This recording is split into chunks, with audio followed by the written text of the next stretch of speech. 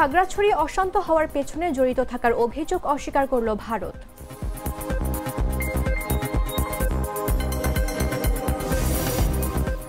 গাইবান্ধায় 7 জনের শরীরে অ্যানথ্রাক্সের উপসর্গ।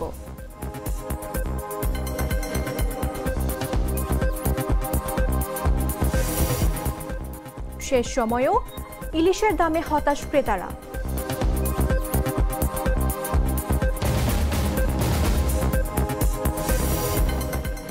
গাজায় যুদ্ধ বন্ধের নির্দেশ।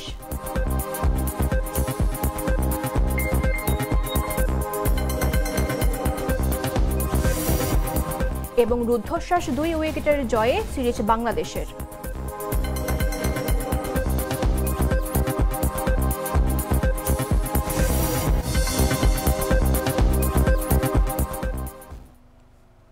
আমন্ত্রণ বেলা 11টা নিউজে। আপনাদের সাথে রয়েছে আমি মামদুহা রাইসা। মশলা বদলে ফেলেছে, এবার আপনিও বদলে ফেলুন। একবার প্রাণ গুঁড়া মশলা ব্যবহার করেই দেখুন। বাংলাদেশের খাগড়াছড়ি জেলায় সাম্প্রতিক অস্থিরতা সৃষ্টির পেছনে জড়িত থাকার অভিযোগ অস্বীকার করেছে ভারত। সোমবার স্বরাষ্ট্র উপদেষ্টা লেফটেন্যান্ট জেনারেল অবসরপ্রাপ্ত জাহাঙ্গীর আলম অভিযোগ করেন, খাগড়াছড়িকে অশান্ত করার পেছনে ভারত বা ফ্যাসিস্টের ইন্ধন আছে। শুক্রবার এই অভিযোগকে মিথ্যা ও ভিত্তিহীন বলে দাবি করে ভারতের পররাষ্ট্র মন্ত্রণালয়। ভারতের পররাষ্ট্র মন্ত্রণালয়ের মুখপাত্র রণধীর জয়সওয়াল বলেন, আমরা এই মিথ্যা ও ভিত্তিহীন অভিযোগ সম্পূর্ণভাবে প্রত্যাখ্যান করছি। বাংলাদেশের অন্তর্বর্তী সরকার দেশটির আইন শৃঙ্খলা নিয়ন্ত্রণে ব্যর্থ হয়ে বারবার দায় চাপাচ্ছে। জয়সওয়াল আরও বলেন, তাদের উচিত হবে আত্মসমালোচনা করা এবং পার্বত্য চট্টগ্রামে সংখ্যালঘু সম্প্রদায়ের বিরুদ্ধে স্থানীয় উগ্রপন্থীদের সহিংসতা, অগ্নিসংযোগ ও ভূমি দখলের ঘটনাগুলো নিয়ে গুরুতর তদন্ত করা। বাংলাদেশের অন্তর্বর্তী সরকার সোমবার অভিযোগ করে যে কিছু গোষ্ঠী খাগড়াছড়ি জেলায় সাম্প্রদায়িক অস্থিরতা উস্কে দেওয়ার চেষ্টা করছে।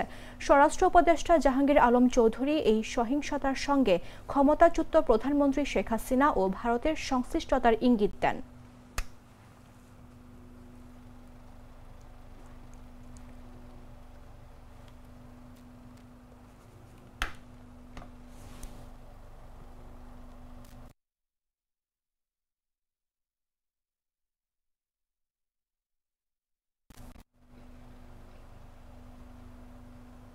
ডিসেম্বরের শীতল হাওয়ার সঙ্গে রাজনীতির মাঠেও বইছে উত্তেজনার ঝড়। বাংলাদেশ জামায়াতে ইসলামীর সবচেয়ে গুরুত্বপূর্ণ দায়িত্ব আমির পদে নির্বাচন হতে যাচ্ছে এ মাসেই। দেশজুড়ে 1 লাখের বেশি রুকন সদস্য গোপন ব্যালটে অংশ নেবেন এই ভোটযুদ্ধে। প্রশ্ন উঠছে, বর্তমান আমির ডক্টর শফিকুর রহমান কি আবারও নেতৃত্বে ফিরবেন, নাকি আসছেন নতুন কেউ? নেতৃত্বের এই লড়াই ঘিরে দলে তৈরি হয়েছে নানা সমীকরণ আর নাটকীয়তা। বিস্তারিত তুষার ইসলামের রিপোর্টে। সমানে সমান হতে হলে ওদের অস্তিত্বই গুঁড়া হয়ে যাবে।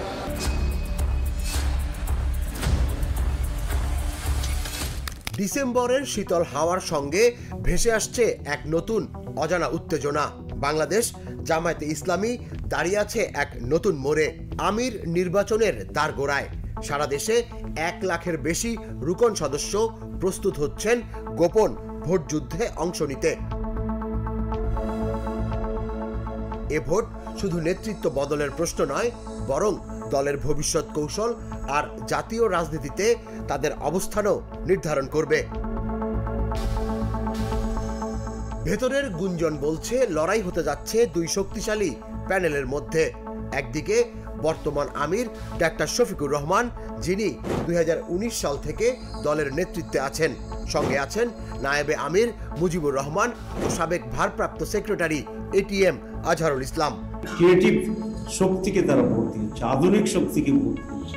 অন্যদিকে নতুন সমীকরণে ভেসে উঠেছে সৈয়দ আব্দুল্লাহ মোহাম্মদ তাহেরের নাম।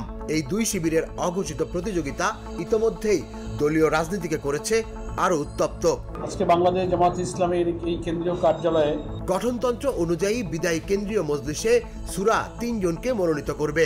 সেখান থেকে ভোট দিয়ে চূড়ান্ত করবেন রুকন সদস্যরা।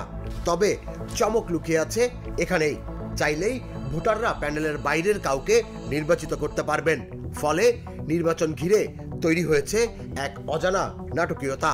এখন কথা হচ্ছে, আমরা তো এগুলো বলি না। আমরা কেন বলি না? আমরা সব নেগেটিভ নোংরা রাজনীতিকে পরিহার করতে চাই। জামাতের সহকারী সেক্রেটারি জেনারেল এহসানুল মাহবুব জুবায়ের জানান 25 ডিসেম্বরের আগেই এই ভোট অনুষ্ঠিত হবে। জাতীয় নির্বাচনের প্রেক্ষাপটে নতুন আমিরকে নিতে হবে বড় রাজনৈতিক সিদ্ধান্ত। একটা জগদ্দল ভারী পাথর সরিয়ে দিয়েছেন। এখন প্রশ্ন হলো ডাক্তার শফিকুর রহমান কি তৃতীয়বারের মতো নেতৃত্ব ধরে রাখতে পারবেন, নাকি উঠে আসবে নতুন কোনো মুখ? জামায়াতের ডিসেম্বরের ভোটযুদ্ধ তাই কেবল একটি নির্বাচন নয়, হতে যাচ্ছে এক রাজনৈতিক থ্রিলারের চূড়ান্ত পর্ব। তুষার ইসলাম, জাগো নিউজ। জাতিসংঘের অধিবেশনে যোগ দিতে যুক্তরাষ্ট্র সফরে আওয়ামী লীগের নেতাকর্মীদের হামলার বিষয়ে বিএনপি মহাসচিব মির্জা ফখরুল ইসলাম আলমগীর বলেছেন, এটা কোনো ব্যাপার না, আমরা এগুলো বড় মনে করি না। এটা অতীতে বাংলাদেশেও ঘটেছে, আওয়ামী লীগের একটা কালচার। শুক্রবার রাতে হযরত শাহজালাল আন্তর্জাতিক বিমানবন্দরে সাংবাদিকদের তিনি এসব কথা বলেন। জাতিসংঘের সাধারণ অধিবেশনে যোগ দিতে অন্তর্বর্তী সরকারের প্রধান উপদেষ্টা ডক্টর মোহাম্মদ ইউনূসের সঙ্গে সফর শেষে এদিন ঢাকা ফেরেন তিনি। মির্জা ফখরুল বলেন, প্রধান উপদেষ্টার আমন্ত্রণে আমরা জাতিসংঘের সাধারণ অধিবেশনে সফর সঙ্গী হয়েছিলাম। সেখানে আমাদের যে দায়িত্ব সেটি পালন করেছি এবং আমি মনে করি বাংলাদেশের কথা বিশ্বের কাছে পৌঁছেছে। তিনি বলেন, প্রধান উপদেষ্টা জাতীয় ঐক্য প্রদর্শনের জন্য প্রধান কয়েকটি দলকে আমন্ত্রণ জানিয়েছেন। এই সফর অবশ্যই সফল হয়েছে।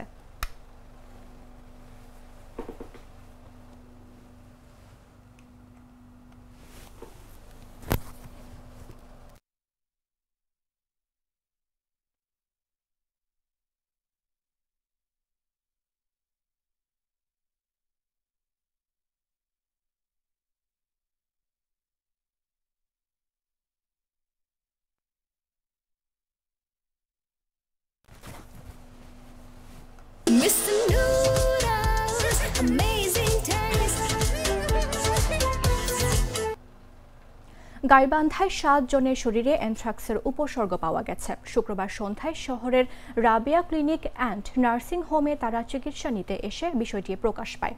এ সময় ক্লিনিকের চর্মরোগ বিশেষজ্ঞ মঞ্জুরুল করিম 7 জনকে প্রাথমিক ব্যবস্থাপত্র দিয়ে গাইবান্ধা জেনারেল হাসপাতালে ভর্তি হওয়ার পরামর্শ দেন। তবে রাত 11টা পর্যন্ত হাসপাতালে কারো ভর্তি হওয়ার খবর পাওয়া যায়নি। তবে জানা গেছে সবার বাড়ি সুন্দরগঞ্জ উপজেলায়। চর্মরোগ বিশেষজ্ঞ মঞ্জুরুল অ্যানথ্রাক্সের উপসর্গ পাওয়ার বিষয়টি নিশ্চিত করে বলেন, অ্যানথ্রাক্স আক্রান্ত গরুর মাংস খেলে সাধারণত এই রোগের উপসর্গ দেখা দেয়, তবে দীর্ঘমেয়াদী চিকিৎসায় রোগটি সেরে যায়। সুন্দরগঞ্জ উপজেলার প্রাণী সম্পদ অধিদপ্তর সূত্রে জানা গেছে, সম্প্রতি পাশের রংপুরের পীরগাছা উপজেলায় গরু ছাগলের মধ্যে অ্যানথ্রাক্স রোগের প্রকোপ দেখা দেয়। এর প্রভাব এখন সুন্দরগঞ্জের বিভিন্ন এলাকায় ছড়িয়ে পড়েছে। বিশেষত বামনডাঙ্গা, সর্বনন্দ, তারাপুর, বেলকা ও পৌরসভা এলাকায় রোগটির প্রাদুর্ভাব দেখা দিয়েছে। এরই মধ্যে সর্বানন্দ, বামনডাঙ্গা, তারাপুর ও পৌরসভায় রোগ প্রতিরোধে টিকা দেওয়া হয়েছে।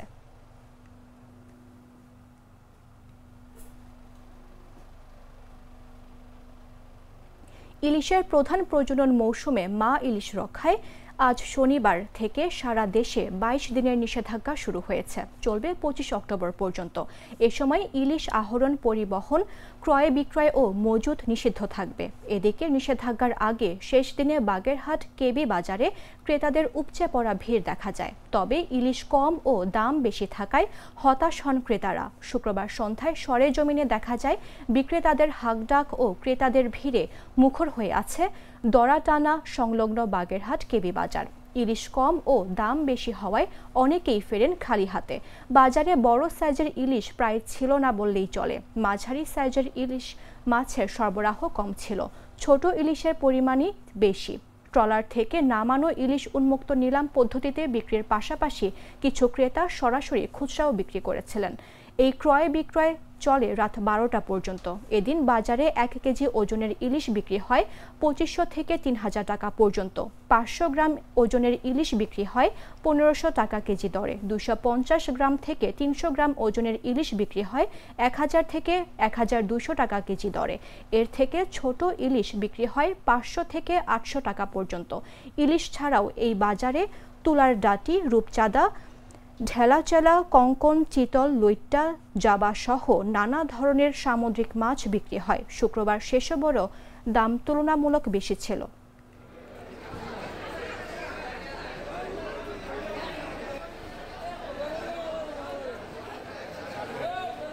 আছে, দেন দেন দেন দেন, তাড়াতাড়ি দিও। ঢাকা ও পার্শ্ববর্তী এলাকায় দিনের তাপমাত্রা অপরিবর্তিত থাকতে পারে বলে আভাস দিয়েছে আবহাওয়া অধিদপ্তর। শনিবার সকাল 7টা থেকে পরবর্তী 6 ঘন্টার জন্য দেওয়া পূর্বাভাসে এ তথ্য জানানো হয়েছে। পূর্বাভাসে আরও বলা হয়েছে আকাশ মেঘলা থাকতে পারে। বাতাস দক্ষিণ দক্ষিণ পূর্ব দিক থেকে ঘন্টায় 10 থেকে 15 কিলোমিটার বেগে প্রবাহিত হতে পারে। ঢাকায় আজ হালকা বৃষ্টি হতে পারে। সকাল 6টায় তাপমাত্রা 26.4 ডিগ্রি সেলসিয়াস এবং বাতাসে আর্দ্রতার পরিমাণ 97% ছিল। গতকাল সর্বোচ্চ তাপমাত্রা ছিল 32.3 ডিগ্রি সেলসিয়াস এবং আজ সর্বনিম্ন তাপমাত্রা পাওয়া গেছে 25.1 ডিগ্রি সেলসিয়াস। আজকের সূর্য অস্ত যাবে সন্ধ্যা 5টা 44 মিনিটে এবং আগামীকাল সূর্যোদয় হবে ভোর 5টা 42 মিনিটে।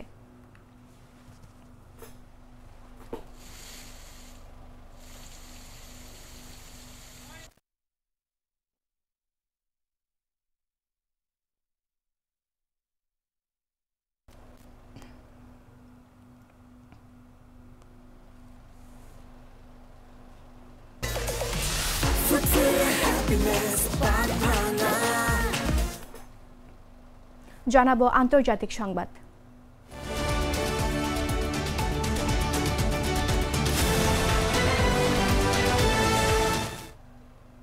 গাজায় যুদ্ধ বন্ধের নির্দেশ দেওয়া হয়েছে। সম্প্রতি মার্কিন প্রেসিডেন্ট ডোনাল্ড ট্রাম্প গাজায় যুদ্ধ বন্ধ করতে এবং হামাসের হাতে বন্দী জিম্মিদের মুক্ত করার জন্য ইসরায়েলকে আক্রমণ বন্ধ করার আহ্বান জানিয়েছেন। তার এই আহ্বানের পর ইসরায়েলের রাজনৈতিক নেতারা সেনাবাহিনীকে গাজা শহর দখলের অভিযান বন্ধ করার নির্দেশ দিয়েছে। আর্মি রেডিও এবং কান পাবলিক ব্রডকাস্টারের প্রতিবেদনে এ তথ্য জানানো হয়েছে। আর্মি রেডিও জানিয়েছেন যে স্থলভাগে যেখানে সেনারা কঠোরভাবে প্রতিরক্ষামূলক কৌশল অবলম্বন করেছেন সেখানে রাজনৈতিক নেতারা অভিযান ন্যূনতম করার আহ্বান জানিয়েছেন। ইসরায়েল ও মার্কিন কর্মকর্তাদের মধ্যে রাতভর আলোচনার পর এই নির্দেশ জারি করা হয়েছে। এর আগে গাজা যুদ্ধ বন্ধে মার্কিন প্রেসিডেন্ট ডোনাল্ড ট্রাম্পের 20 দফা পরিকল্পনায় আংশিক সম্মতি দিয়েছে ফিলিস্তিনের স্বাধীনতাকামী সংগঠন হামাস। এরপর ইসরায়েলকে অবিলম্বে গাজায় বোমা বর্ষণ বন্ধ করতে বলেন ট্রাম্প। শুক্রবার হোয়াইট হাউসের ভেরিফাইড ফেসবুক পেজে এ তথ্য জানানো হয়। এতে বলা হয়, হামাসের বিবৃতির পর প্রতিক্রিয়া জানিয়ে প্রেসিডেন্ট ডোনাল্ড ট্রাম্প বলেন, হামাস স্থায়ী শান্তির জন্য প্রস্তুত রয়েছে বলে আমি বিশ্বাস করি। ইসরায়েলকে অবিলম্বে গাজায় বোমা বর্ষণ বন্ধ করতে হবে যাতে আমরা দ্রুত ও নিরাপদে জিম্মিদের মুক্ত করতে পারি। এটি মধ্যপ্রাচ্যে দীর্ঘ প্রতীক্ষিত শান্তি প্রতিষ্ঠার বিষয়।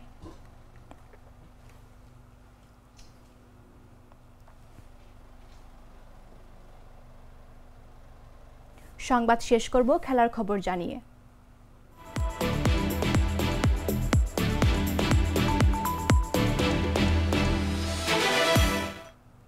লক্ষ্য খুব বড় ছিল না, মাত্র 148 রান। কিন্তু শারজায় আফগানিস্তানের বিপক্ষে আবারও শ্বাসরুদ্ধকর এক ম্যাচ খেলল বাংলাদেশ। শেষ ওভারে এসে মাত্র 2 উইকেট হাতে রেখে জয় পেয়েছেন টাইগাররা। আর এর মাধ্যমেই এক ম্যাচ হাতে রেখে সিরিজ নিশ্চিত করল জাকের আলীর দল। রান তারায় শুরুটা ভালো হয়নি বাংলাদেশের। মাত্র 24 রানে 3 উইকেট হারায় তারা। তবে শামীম পাটোয়ারি ও জাকের আলীর 56 রানের জুটিতে ঘুরে দাঁড়ায় দল। জাকের 25 বলে 32 আর শামীম 22 বলে করেন 33 রান। পরে নুরুল হাসান সোহান 31 রানে অপরাজিত থেকে দলকে পৌঁছে দেন জয়ের বন্দরে। শেষ দিকে শরীফুল ইসলাম 6 বলে 11 রান করে হাঁকান জয় সূচক বাউন্ডারি। আফগানদের ওমর জাই নেন 4 উইকেট। এর আগে টস জিতে বোলিংয়ে নামা বাংলাদেশ দুর্দান্ত নিয়ন্ত্রিত বোলিং করে শরীফুল নাসুম আর রিশাদের কৃপণতায় আফগানিস্তান 5 উইকেটে তোলে মাত্র 147 রান। সবচেয়ে সাশ্রয়ী ছিলেন শরীফুল, 4 ওভারে দেন মাত্র 13 রান, নেন 1 উইকেট। দ্বিতীয় টি-20তে জয় পেয়ে 2-0 ব্যবধানে সিরিজ নিজেদের করে নিয়েছে বাংলাদেশ। এখন লক্ষ্য ক্লিন সুইপ।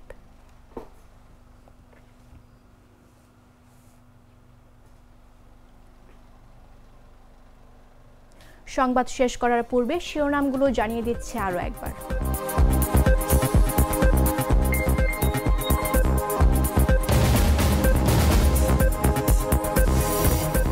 খাগড়াছড়ি অশান্ত হওয়ার পেছনে জড়িত থাকার অভিযোগ অস্বীকার করল ভারত।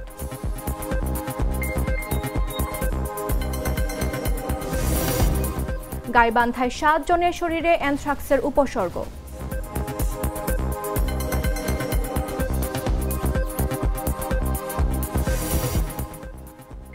শেষ সময়েও ইলিশের দামে হতাশ ক্রেতারা।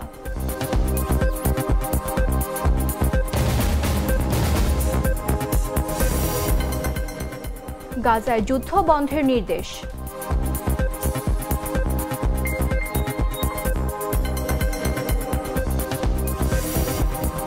এবং রুদ্ধশ্বাস 2 উইকেটের জয়ে সিরিজ বাংলাদেশের।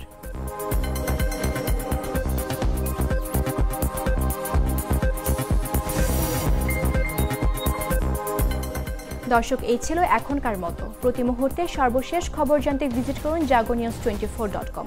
ফলো করুন আমাদের ভেরিফাইড ফেসবুক পেজ এবং সাবস্ক্রাইব করুন জাগো নিউজের ইউটিউব চ্যানেল। ধন্যবাদ সবাইকে।